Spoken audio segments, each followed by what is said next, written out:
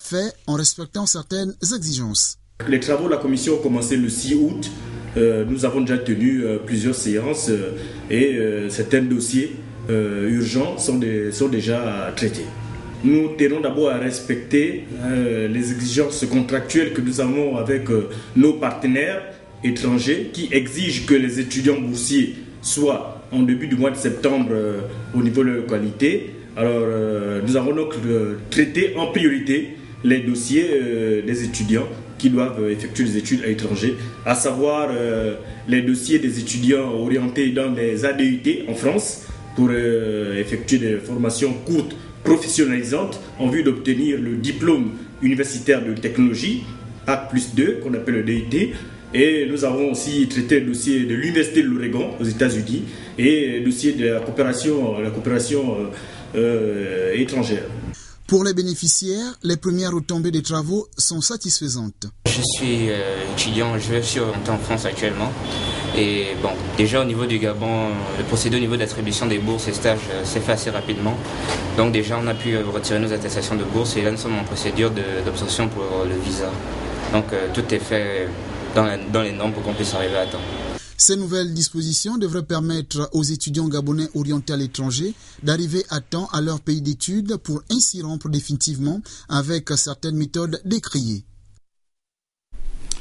Dans votre agenda, le chef d'état-major de l'armée de terre invite les jeunes gens ayant passé les tests de sélection en vue de leur incorporation dans l'armée de terre à bien vouloir consulter les listes au camp Aïssa, au RPG notamment, au camp Tchéroré Baraka, RCAC et à Mélène, au BRC pour les candidats de Libreville, au gouvernorat de Lambaréné pour les candidats du Moyen-Ogoué et dans les casernes militaires pour les autres candidats, notamment en province.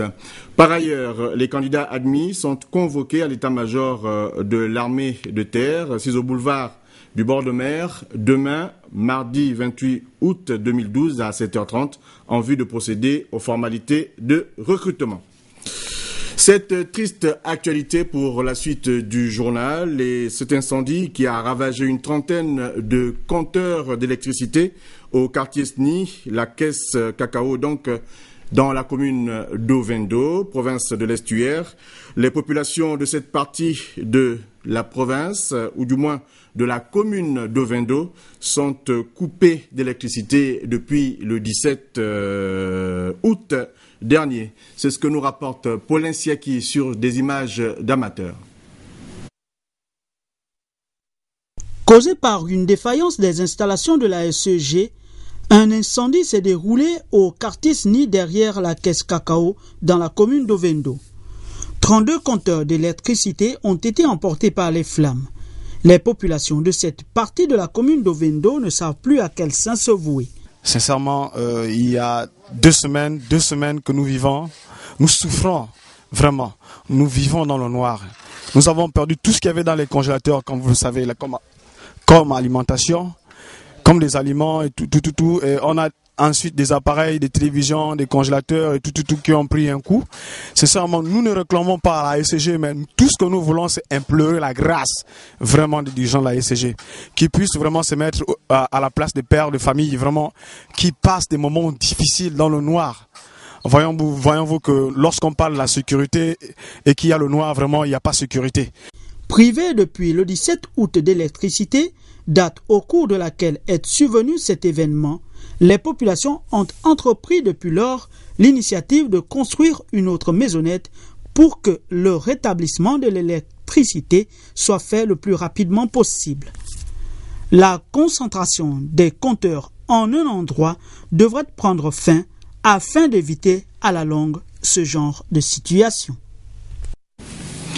Un peu plus gai, c'est 7 nouveaux produits touristiques sur le marché de l'écotourisme dans notre pays. C'est le fruit de la mission que vient donc d'effectuer Gabon Tour à la Lopé. Nous sommes dans la province de l'Ogooué-Ivindo. Une mission de lancement de ces produits touristiques au cours de laquelle Gabon Tour a également pris langue avec un opérateur touristique au nom d'Ecotour qui souhaite investir dans le domaine. Envoyé spécial à la Lopé, Templar et Banabessol.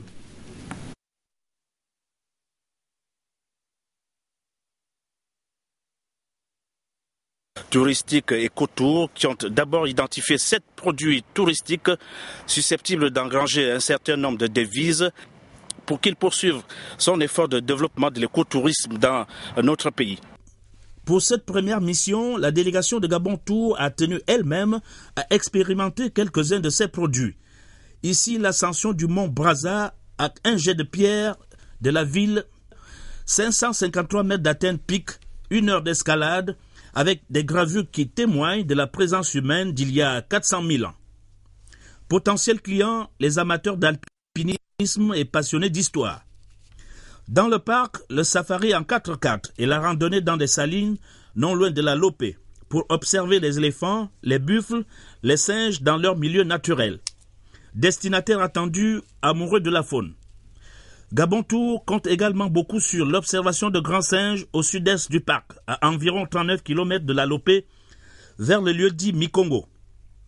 Ainsi, pour exploiter et rationaliser tous ces produits touristiques, Gabon Tour voudrait s'appuyer sur des opérateurs privés. Ici, en réunion de travail avec Ecotour Lopé, suffisamment avancé dans ce domaine. Et nous intervenons sur le guidage des touristes. Non seulement le guidage, nous avons un autre aspect qui est l'aspect de découverte, donc découverte de la nature. Donc il faut créer des produits, donc des innovations. Et c'est là où va se situer notre partenariat. Eux, nous, on les envoie les produits, eux, ils vont les publier et les touristes, ils vont nous les envoyer. Après, nous allons entretenir ces touristes-là au niveau local. Nous voulons faire décoller le tourisme au Gabon. Et pour faire décoller le tourisme, il faudrait des produits. Et comme je le disais tantôt à ces opérateurs économiques, un produit économique, un produit commercial, c'est quelque chose qui est reproduit à l'identique, même à l'infini. C'est-à-dire que le touriste, quand il vient ici, il faut qu'il retrouve, qu'il puisse avoir la même satisfaction que le touriste qui est venu hier, qui est venu avant-hier et qui viendra demain. Gabon Tour est donc venu faire la promotion des produits touristiques. Auparavant, il s'agissait de la promotion de la destination Lopé.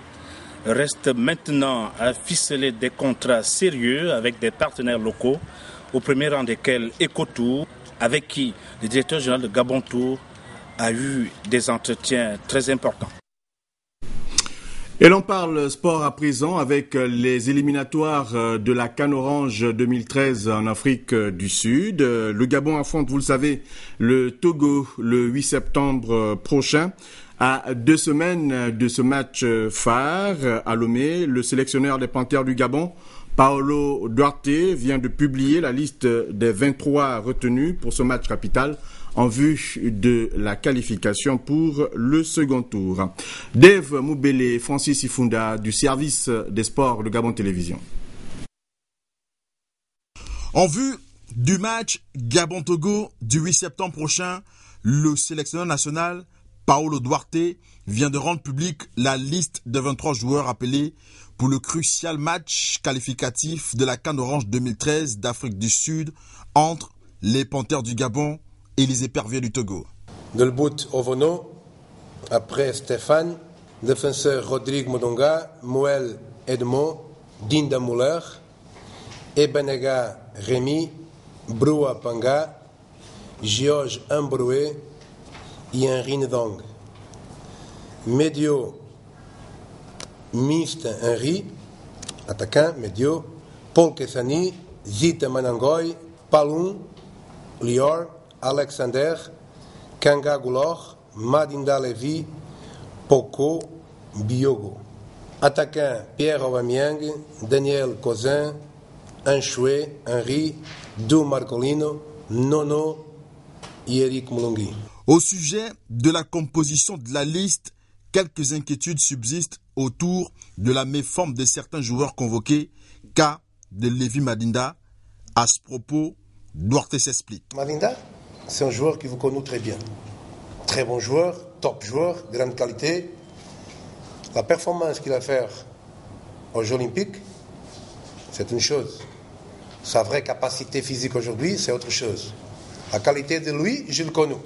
C'est un joueur qui sait bien, il est très important pour nous. C'est un joueur qui sait mal, il est très mal pour nous. Conscient de l'importance de l'enjeu du match face au Togo, le sélectionneur national s'est tout de même apaisanti sur le fait que le Gabon n'ait pu bénéficier d'une rencontre amicale le 15 août dernier. La fédération vous a transmis que le match est annulé pour les équipes africaines. Parce qu'en faire des matchs, ils ont ajusté le calendrier à cause du championnat du monde. Ils ont ajusté une date encore pour les équipes africaines. Et pour ça, ils ont levé la date 15 août pour les équipes africaines. Signalons à toutes fins utiles qu'après le match du 8 septembre, le Gabon jouera une rencontre amicale le 11 septembre prochain à Paris. Vous aurez pu remarquer l'absence à l'appel de Bruno Ekwele Manga. Forfait donc pour les matchs à venir du Gabon pour blessure, vous le savez. Il est indisponible pour les 6 mois à venir, après donc une blessure contractée lors du match Lorient-Paris-Saint-Germain, blessure donc contractée au cours d'un choc avec Zlatan Ibrahimovic. Nous allons parler de Maputo avec bien sûr cette 18e édition de la Coupe d'Afrique des Nations de basketball, une 18e édition qui s'est déroulée du 16 au 25 août dernier. Étaient sur les lieux Charles Ogoula et Franck Mangolo qui nous font le point donc de cette activité.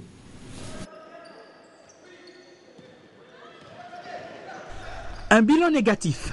C'est le moins qu'on puisse dire de cette expédition de Maputo pour nos Panteros. 6 matchs joués, dont 5 défaites et 1 victoire. Le Gabon occupe ainsi l'avant-dernière place, soit 10e sur 11 pays présents. Nous avons eu une équipe jeune, très jeune d'ailleurs.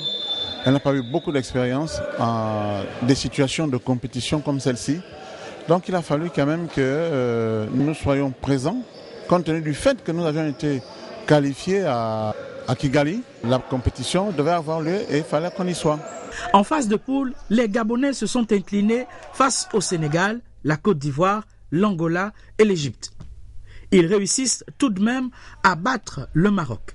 Mais contre toute attente, le Maroc reprend sa revanche au Money Time lors du match de classement après avoir remonté le score au terme du 4e quart-temps, 62-62. Que de regrets. Pourtant, les adversaires étaient prenables durant cette compétition. Beaucoup d'enseignements à tirer, aussi bien pour le bureau fédéral que pour les jeunes qui ont pris part à cette compétition. Vous savez que pour composer l'équipe nationale, il faut avoir des bons clubs. Et la majorité de nos jeunes Panteros ont eu pour la plupart le bac, donc ils étaient très concentrés pendant la phase de préparation qu'on a fait au niveau de Libreville. Ensuite, si vous regardez la composition de cette équipe, la majorité évolue dans des clubs de juniors au niveau du Gabon. Et notre championnat junior, malheureusement, n'est pas très élevé. Voilà donc comment s'achève cette 18e édition de la Coupe d'Afrique des Nations version junior. Des regrets tout de même pour le Gabon qui occupe la 10e place. Et selon ce que nous avons vu, ces jeunes ont du talent, ont de la compétence. Et s'il y avait eu une préparation, ils seraient certainement allés un peu plus loin. Cap désormais sur 2014 qui doit se préparer maintenant. Mais avant 2014, nous restons à nouveau à Maputo, la capitale du Mozambique, avec Charles Ogoula et Franck Mangolo pour d'autres enseignements concernant donc la participation du Gabon à cette 18e édition. Mais comment comprendre que dans notre pays, les ligues de basketball n'ont pas un championnat junior digne de ce nom, excepté celle de l'Ogooué maritime?